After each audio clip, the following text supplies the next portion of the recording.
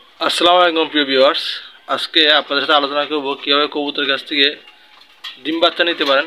এই সম্বন্ধে আমি আপনাদেরকে আরও কয়েকটা ভিডিও দিয়েছি, বেশি ডিম বাচ্চা নেওয়ার জন্য। তো সেজন্য কিছু কৌশল ব্যবহার করতে আজকে আমরা আপনাদেরকে নতুন একটি কৌশল দেখাবো।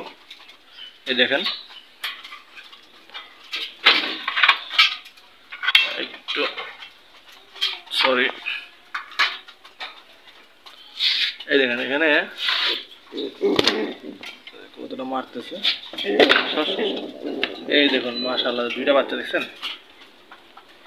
এই কবুতরগুলো দুইটা ডিম বাচ্চা নিয়ে বসে আছে। এখানে কিন্তু দুটা বাচ্চাই আর না, মানে এখানে যে দুইটা বাচ্চা আমরা দেখতে পাই, দুটা বাচ্চা কিন্তু এই কবুতরগুলোর না। এখানে পাশে আর দুটা গ্রিজেল আছে, এই যে একটি বাচ্চা এদের, আর একটি বাচ্চা হচ্ছে এই কবুতরগুলো। তো এ মাসে যখন বাচ্চা ফুটলো, তখন দেখা গেল যে দুজোড়া কবুতর থেকে একটি করে ডিম ফুটছে, আর একটা করে ডিম ফুটে নেই।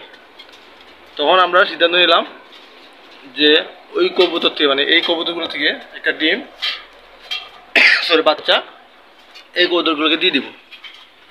তো স্বাভাবিক বাচ্চাগুলো নিলাম, তারপর এখানে যে ডিমটা নষ্ট হয়ে গেছে সেটা ফেলে দিয়ে সেই ডিমের স্থলে এই পার্শ্ববর্তী কবুতরের বাচ্চাটা এনে দিলাম। এখন দেখেন মাশাআল্লাহ, এটা আমি আরও দুদিন আগে দিয়েছিলাম, ভিডিওটা আগে করতাম, আর আমি করি না এখানে পরীক্ষা দেখার জন্য আসলে কি কবুতরগুলো ঠিকমতো ডিম বাচ্চাগুলোকে খাবার খাওয়ায় কিনা। কারণ সময় অনেক কবুতর এইভাবে দিলে বাচ্চা নষ্ট করে ফেলে। তো মাশাআল্লাহ এরা সুন্দর মতো খাওয়াচ্ছে, আর বাচ্চাগুলো বেশ হৃষ্টপুষ্ট হয়েছে, আপনারা দেখতে পেলেন।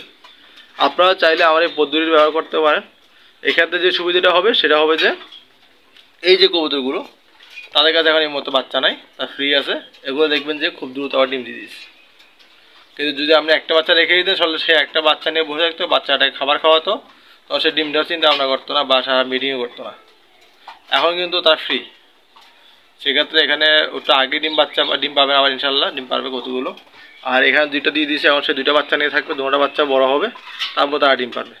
এভাবে কিন্তু আপনারা আপনাদের যে কবুতরগুলো এই সমস্যা হয়েছে মাঝে মাঝে, যে একটা ডিম ফুটছে একটা ডিম ফুটে নেয়, সেক্ষেত্রে আপনারা এভাবে বাচ্চাগুলো ট্রান্সফার করে দিতে পারেন।